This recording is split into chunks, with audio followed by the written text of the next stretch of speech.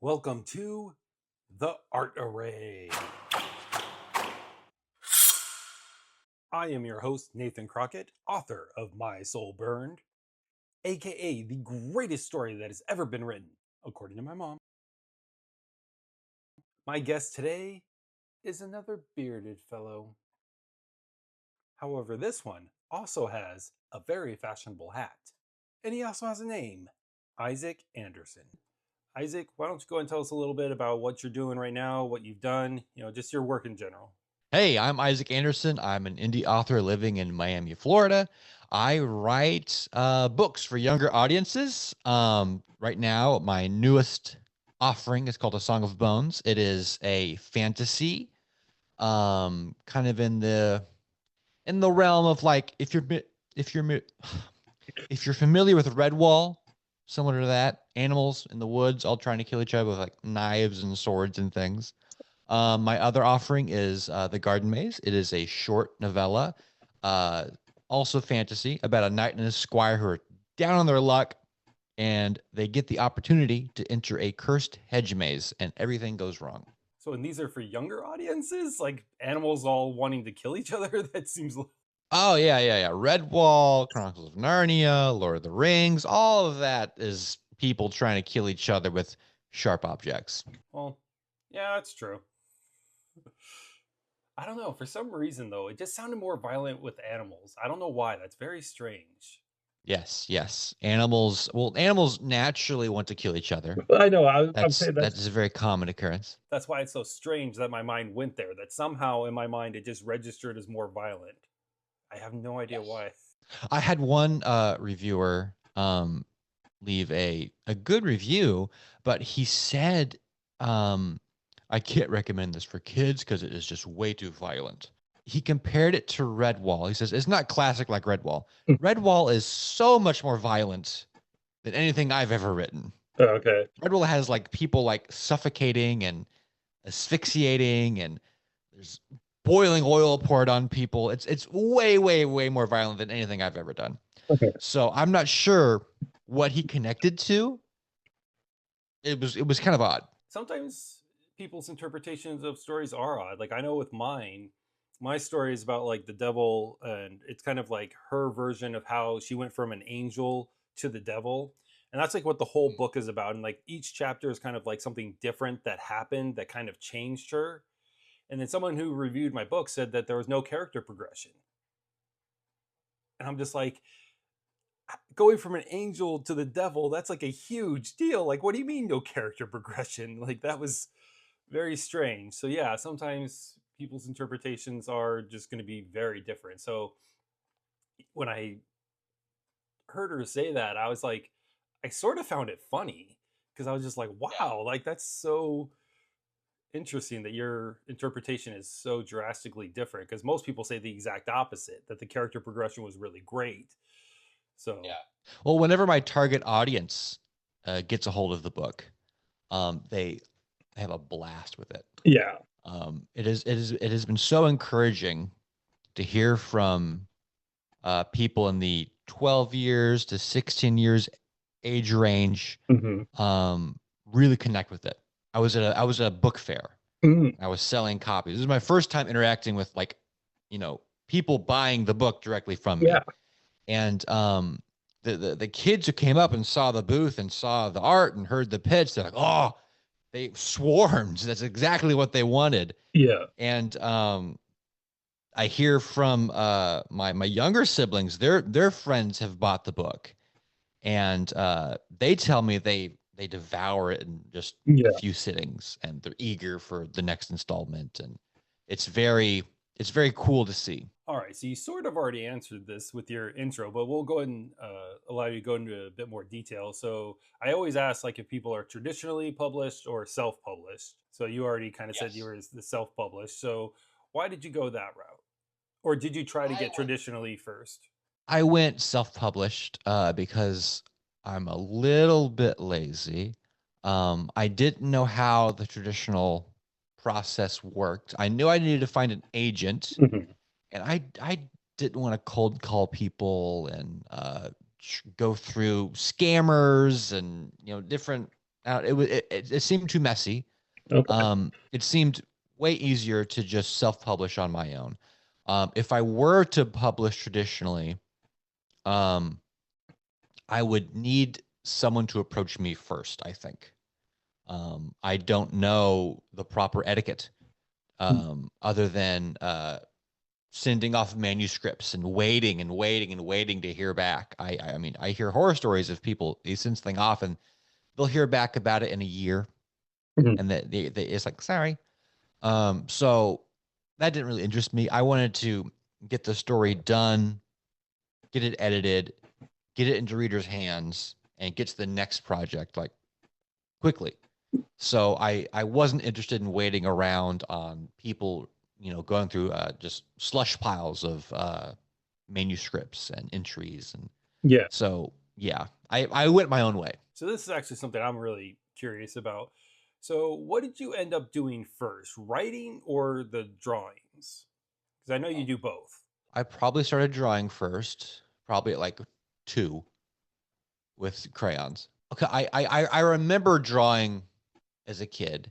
Mhm. But my first book, I don't remember writing. I actually have it. It's over here. This is my first book. It was saved for years by my mother. I didn't know that she saved it. I didn't know this existed. But this is my first book. That's awesome. I think it predates anything. It's just a few words. It says, "I love my mom and my dad. Do you love me?" And I don't think I've gone. I don't think I've made anything that profound in anything else. That's just. It asks a question. It says something interesting, and it kind of leaves things ambiguous for the reader. Yeah. That's really I cool. was a different podcast. I had to do a recording of my first chapter for Song of Bones, Mhm. and I was reading it and really taking my time because I didn't want to do voices for the characters. I wanted to just separate them just in tone, I guess. So I was really Mhm. working that out. And it opens with a mother and a father and a child, and it's basically my first book, told again subconsciously, but with a horror twist. So this is also something that I've been wanting to ask, because this is the first thing that kind of got me to start following you and noticing you was how do you get your characters so expressive? Because I just looked at your drawings and just like even just the still drawings, they just really looked alive. Like you could tell like what the character's thinking, like what's going on, and all of that. So is there anything particular you do, or is that just kind of like practice or I mean, the boring answer. It's years and years of practice. Most of my learning was copying things. Mhm. I would look at Garfield. I would look at Calvin and Hobbes, and I would just draw those endlessly. And then when it came to expressions, it always helps to look insane while you're drawing. Like if I'm drawing someone surprised, I'm making surprised faces as I'm drawing the picture. I probably look crazy, but it really helps out. It also helps having a mirror. I've never done the mirror trick, but a lot of animators in the early Disney days, they would always have a mirror on their desk.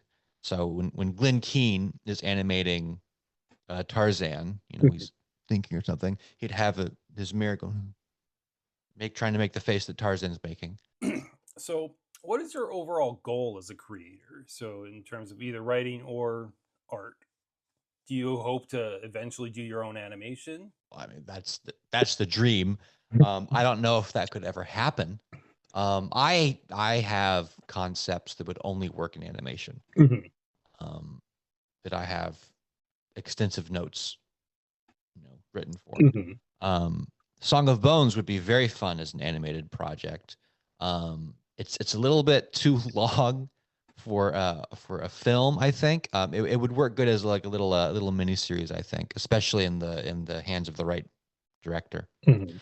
But yeah, my goal in anything I do is to create something that is worth standing the test of time. Mhm. Because in today's day and age, you do anything. You draw a picture, you write a story, you film a video, you do a little interview. That's going to be around forever now. Yeah. That will never disappear. Our great great grandchildren, there'll be some kind of service that's going to say, here's what your great great ancestor was doing on this day. And it'll be a video like this. Mhm. It'll be categorized like this in 70 years. Like, oh, wow. Great great grandfather had some very interesting ideas and he wrote a book. What? We should read his book. So I want to make things that my descendants can be proud of that will also inspire them. If that makes sense. Because whatever I make, I'm making for the future. I'm making for, the books I write, what makes me decide what stories to do. I ask myself, what would young Isaac be excited to find in the library, just wandering around? So that became Song of Bones, that became Garden Maze, that has become so many little things. So I want the things that I do to be worth remembering. Nice. That's a great answer. Really great answer. It makes it hard to write. It makes it hard to finish projects because I mean, I found that so Song of Bones began as this. Well, it still is. It's this massive thing. It took me 10 years to get to this, and this is only a third of true book one. Yeah.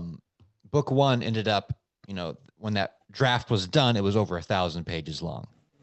And it's way, way, way, way too big for, my target audience who are young people. They don't want a massive tome. They want a nice, punchy, quick thing. So I chopped it up into threes. Book one is done. Book two is in the kind of the last stretch of editing right now. There's a few scenes I need to redo because it's really the middle of a book. Mhm. It needs to feel like its own book. Yeah. So I need to rework it a little bit to fit that mold. So that included restructuring some things, cutting out some things, adding in some new things. So it's been very, very messy. I'm very excited to have it done and put out because it has some of the most fun stuff that I think I've ever done. People read Song of Bones to read Garden Maze, and one of the big things that I'm told is it sucks people right in. Mhm. I don't waste time. That's interesting to me because I guess because I'm so close to Song of Bones, Yeah. it feels slow to me. It feels too slow. Because this is just the first third of the book. We're not into the meat and potatoes yet. Mhm. But people, and when they're Mhm. approaching it for the first time, they don't know that. They just, oh, this is very fun. A lot of things are happening. So in this middle book, I approached it with the idea that, so it's kind of a popular meme where you have the writer like, I was inspired by this one scene at 3 a.m. So I need to write all these books to get to that scene. Oh, I can finally write that scene. That's funny. Why don't you just write that cool thing now? Why does it have to be book 3? Why can't that be book 1, Mhm. chapter 3? You might have to rearrange some things and like, oh, but the character development, like, that's good. You could still have character development. You could also have the cool thing. So that's kind of the approach I took for this book too. There are big concepts I wanted to do in like true book 2, true book 3 Yeah. that I'm doing in this new book 2.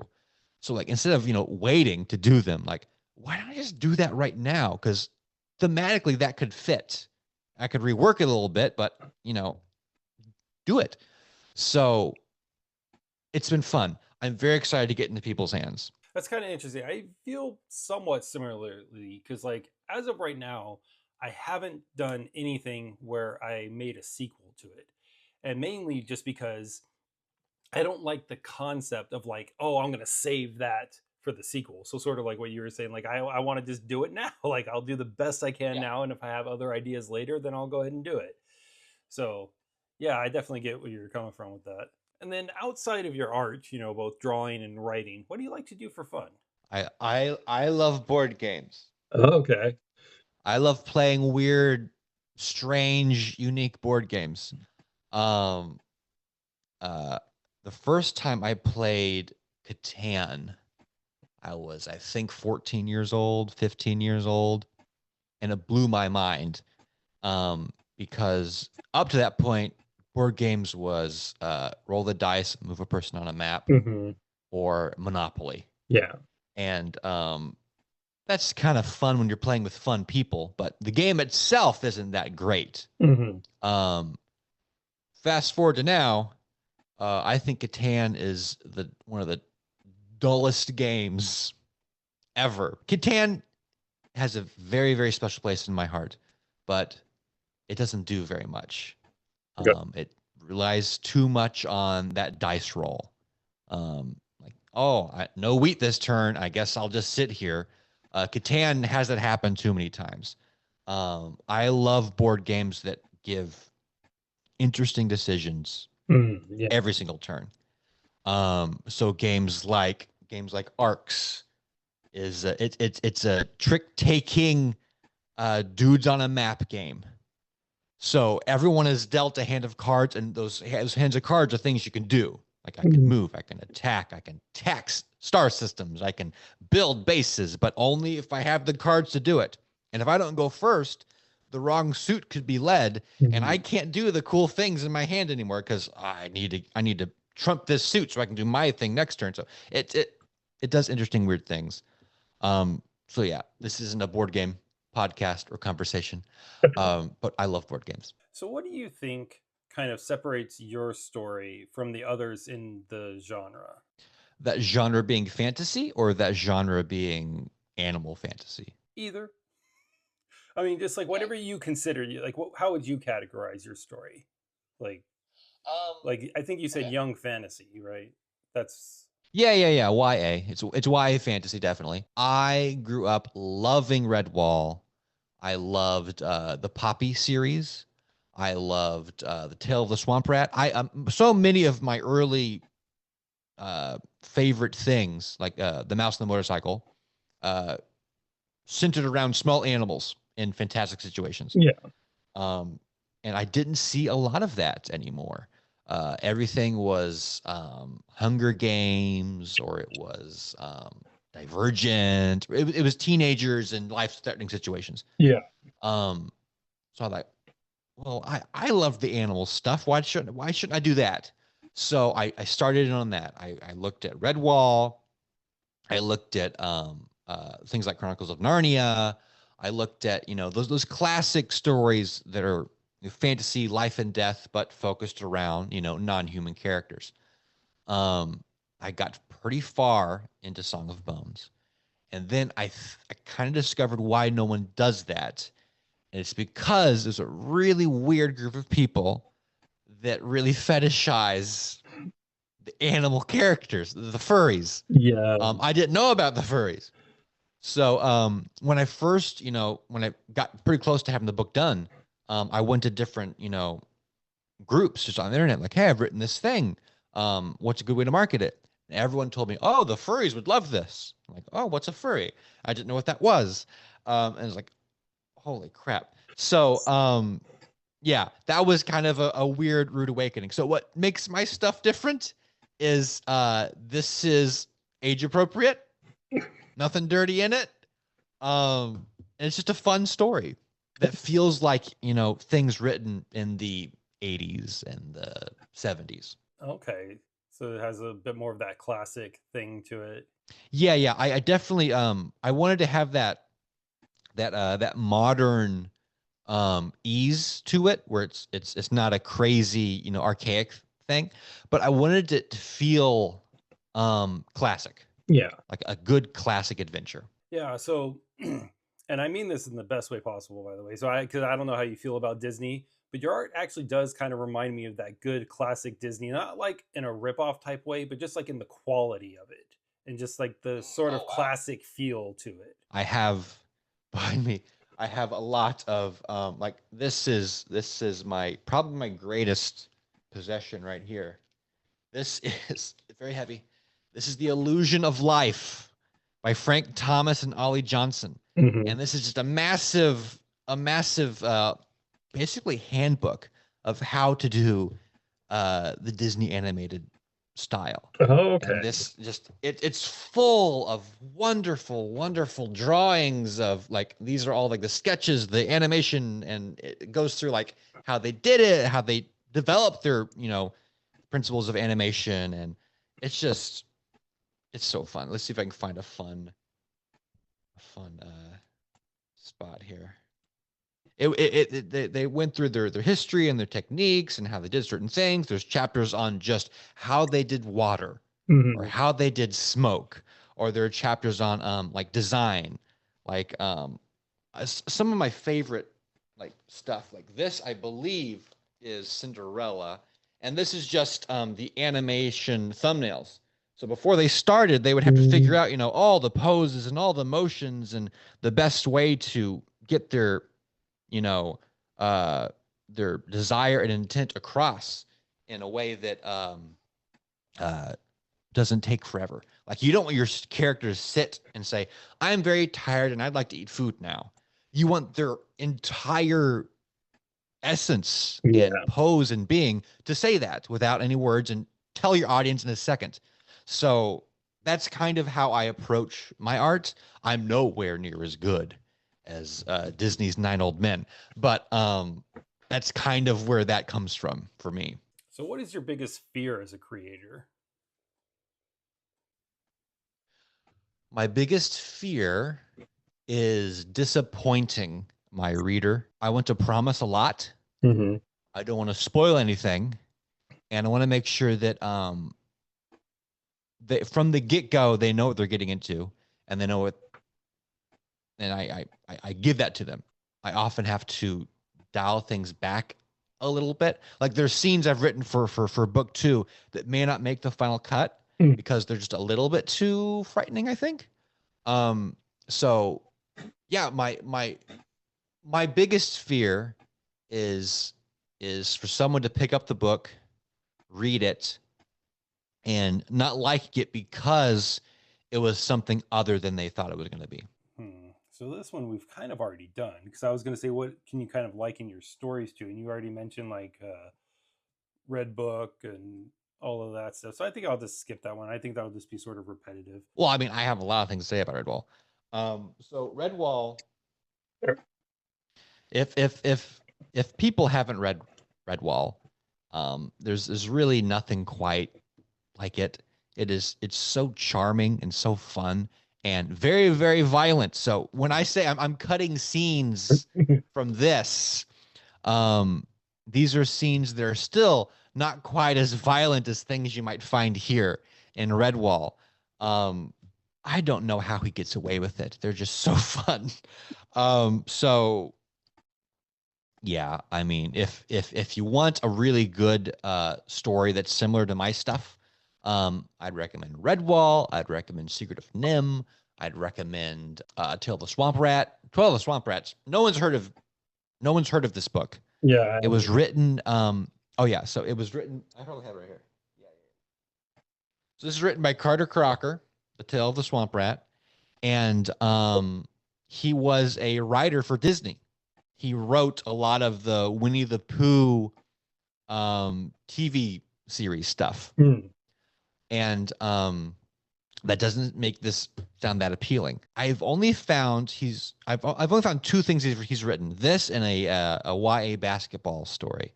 But Swamp Rat has the best prose of anything I've ever read. Almost. I think Last Unicorn trumps it. But when it comes to writing for children, there's nobody better than Carter Crocker in Tale of the Swamp Rat. If I could just get just an ounce of his power and put it into my stuff, I'd be a very happy man.